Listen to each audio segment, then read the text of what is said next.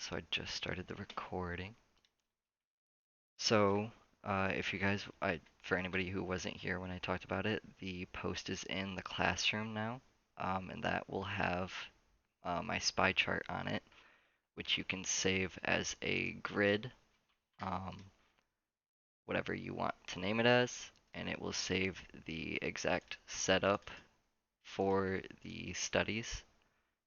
It's just one copy of the study for each of the 4 time frames that we want to focus on. The main being the 4 hour through the hourly, and then the 30 minutes are sort of these levels that get us in between the two or the three main levels for infinity, our infinity levels.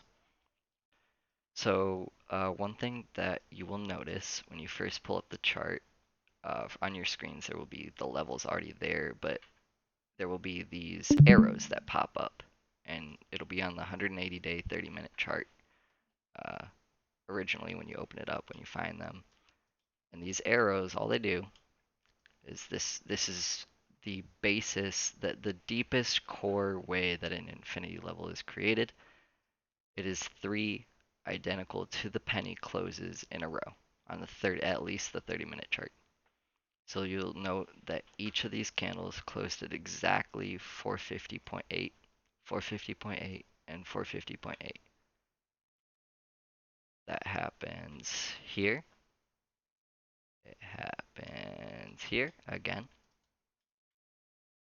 And it will happen every single time that you find one of these arrows. The last candle and the 2 candles previous to it will close at the exact same level. And I can promise you that because it is repeatable every single time one of these arrows shows up. I mean, that's in the code, but that's what we're looking for in its easiest sense of understanding it, is those triple closes.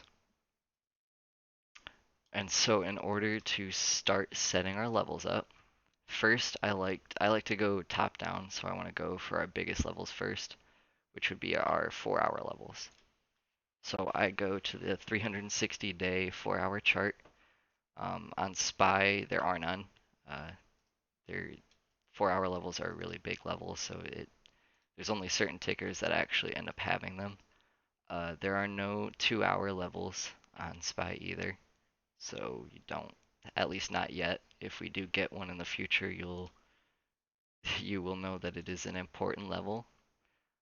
But there are quite a few hourly levels on SPY, and these are the largest levels that we have on SPY, so they are quite significant. So I like to zoom in. Well, sometimes you can just go next to the arrow that you find if you can get good at spotting them. Um, and then I have my drawing set to just snap to the high, open, high, low, and close. And so I just find the close, plot the level. I use, if you guys want to take a look at it, these are the settings that I use for my levels. I have a width of 3, so it's easier to see. Solid levels for the macro infinity levels and the 30-minute ones. And for the hourly and the 2 hourly, I like to change the color to white instead of gray. Gray I like to save for the 30-minute levels, just so that I can easily sort of spot out differences between all of them. And it just makes it a little bit cleaner on the chart. So this is our most recent hourly infinity level in SPY. And you can already see that it's caused quite a bit of damage. it The first time it came in, actually I remember when this level came in.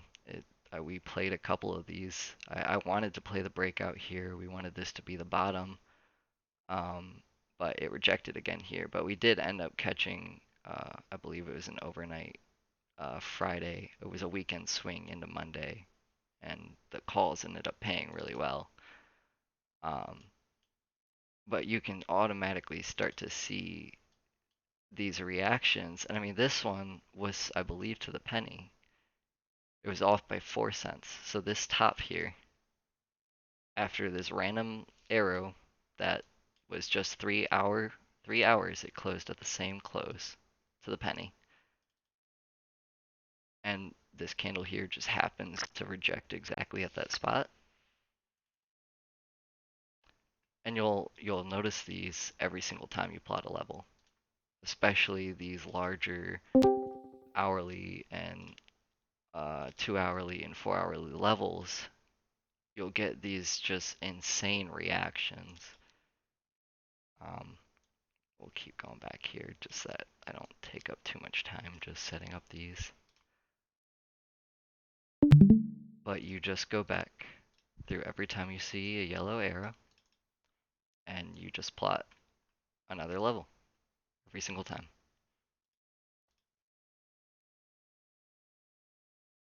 And of course, like I said, I name these.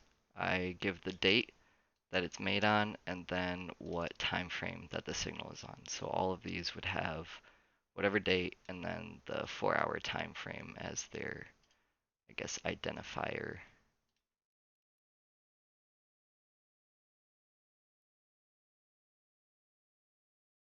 I mean, you can see some of these reactions are just getting nasty as we go back through time here.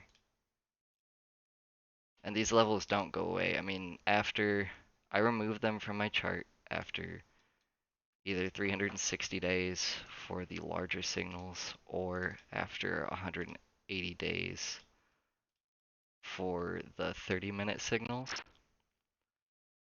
just because I can no longer see them on my chart anymore.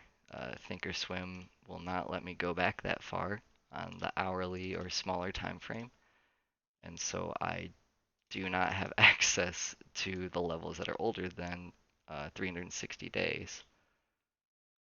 Um, but a lot of times, I mean, as you know, stocks go, I mean, by nature, they almost always go up.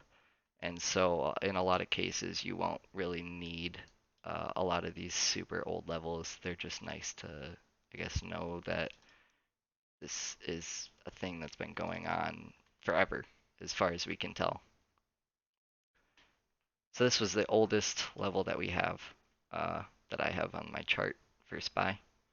It's 365.15. And the low of this day here was 364.82 before it made a new one.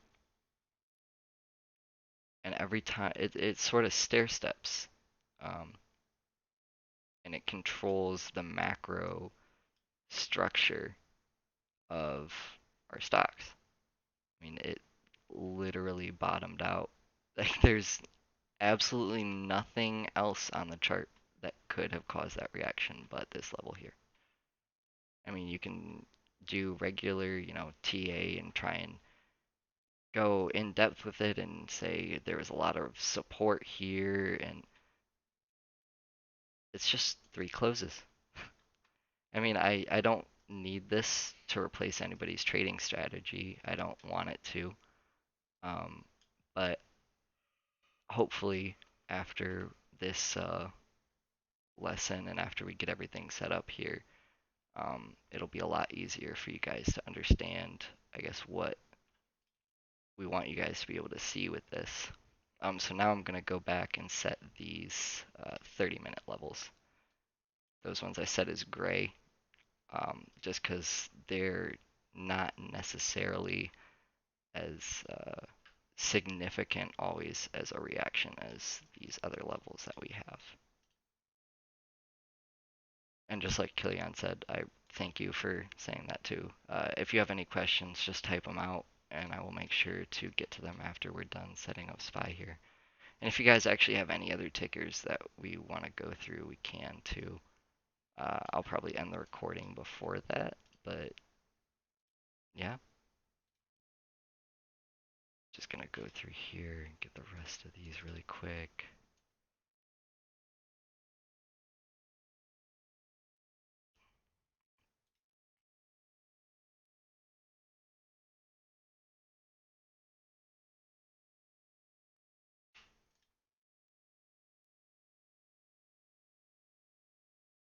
Get really good with the shortcuts on Thinkorswim for adding drawings by doing this over and over again. So those I'm not going to worry about because they're a little bit too old for me. But you end up with something like this. And now you can't really use this necessarily to enter in trades on its own, but you can absolutely use it, and as I do, I use it as targets for my entries. So we're going to go over this in a different lecture, um, but this is a uh, script I have for momentum, and all I do throughout the day is I wait for these candle colors to change, and I find where my nearest infinity level is, and I use that as my target for downside. So right after, really after this candle here, would have been my first looking for puts entry, and then this candle would have confirmed it.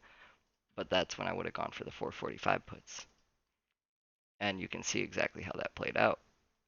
And it would have gone to your first target, and you even would have gotten a second target with it, all the way down to 445. Later in the day, the same thing.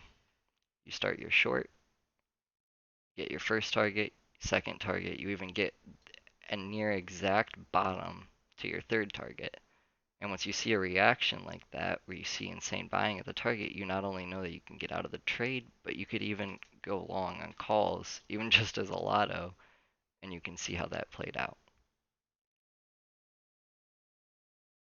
Um, and you'll just, after you set these levels, you can go back and you'll scroll through, and every single day, you'll almost see these identical, not identical, but every single day they will react to these levels. It happens. There has not been a day, I want to say, in the past, I don't even know how many months, where I haven't been able to watch these levels absolutely control almost every single move that I've watched for our stock market. I guess now would be a good time if anybody has any questions or anything.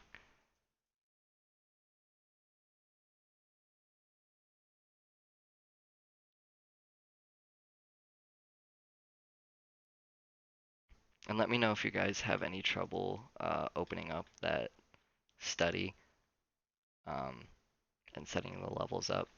Sometimes Thinkorswim decides to be a pain and doesn't want to work as easily as it should, but we are used to that, so we'll be able to help you guys out.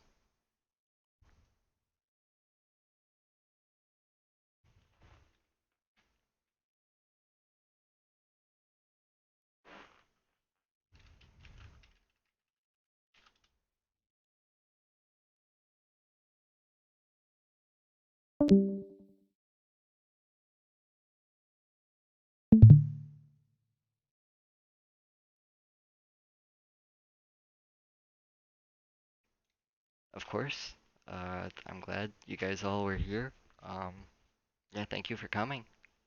Um,